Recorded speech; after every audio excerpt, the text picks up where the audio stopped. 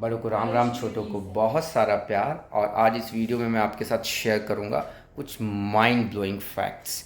तो मैं रिसर्च कर रहा था कि कैसे एक डेवलप कंट्री डेवलपिंग कंट्री से डिफरेंट है, और वहाँ पे मैंने देखा कि मैं यूरोपियन कंट्रीज़ को एक बार देखता हूँ और उनके बारे में थोड़ी रिसर्च करता हूँ, और कुछ ऐसे माइंड ब्लोइंग फैक्ट्स मेरे सामने आए जो वाकई में अनबिलीवेबल थे। और मेरे को लगा क्या वाकई में ऐसा भी पॉसिबल है। वही आपके साथ शेयर कर रहा हूँ अभी मैं इस वीडियो में। तो यूरोप का साइकिल कल्चर इतना मजबूत है कि एक कंट्री यूरोप का नीदरलैंड, उसकी 99.1% पॉपुलेशन जो है साइकिल को ही यूज़ करती है ट्रांसपोर्टेशन के लिए। वहाँ के लोगों के लिए साइकिल यूज़ करना एक प्राइड है। इनफैक्ट वहाँ के पीएम मार्क रुट साइकिल पे ही पार्लियामेंट जाते हैं। Isn't it amazing. इसलिए वहाँ के जो रोड्स हैं उन रोड्स पे साइकिल्स के लिए सेपरेट ट्रेल होती है, और ये कनेक्टिविटी जो है यूरोवैलो नाम के एक प्रोजेक्ट से पूरे यूरोप में ये कनेक्टिविटी मिल रही है।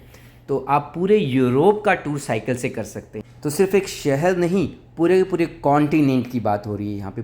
तो ये देखिए एक ट्रेल जो सेंट्रल यूरोप के इन सभी कंट्रीज से होके गुजर रहा है, और इस तरह के यूरोवेलो के 19 डिफरेंट रूट्स हैं जो पूरे यूरोप में फैले हुए हैं। यूरोपियन कंट्रीज की गवर्नमेंट्स ने इसी कल्चर को और बढ़ावा देने के लिए अलग अलग स्कीम लॉन्च करी हैं। इनमें सबसे इंटरेस्टिंग मुझे मिला यूके का साइकिल टू वर्क स्कीम।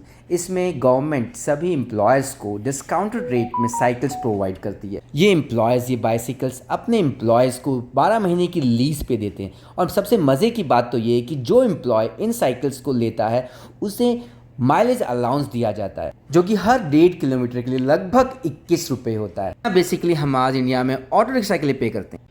मेरे लिए ये सोच पाना बड़ा मुश्किल था कि किसी कंट्री की, किसी डेवलप कंट्री की 99.1% पॉपुलेशन साइकिल यूज़ करती होगी। और उससे भी माइंड ब्लोइंग चीज़ ये थी कि प्राइम मिनिस्टर पार्लियामेंट में साइकिल पे जाता होगा। तो मेरे लिए तो इट्स अ काइंड ऑफ, मतलब एक तरह का स्वर्ग है धरती पे। अगर कोई कंट्री इस तरह से सस्टेन कर रही है, वो भी डेवलप नेशन बन के सस्टेन कर रही है, तो ये बहुत बड़ी चीज़ है। इससे हमें सीखना चाहिए बहुत कुछ। तो ये तो सिर्फ एक पहलू था जो मैंने आप लोगों के साथ शेयर किया, और ऐसे बहुत सारी चीज़ें हैं जो कि डेवलप नेशंस को डेवलपिंग नेशन से अलग बनाती हैं।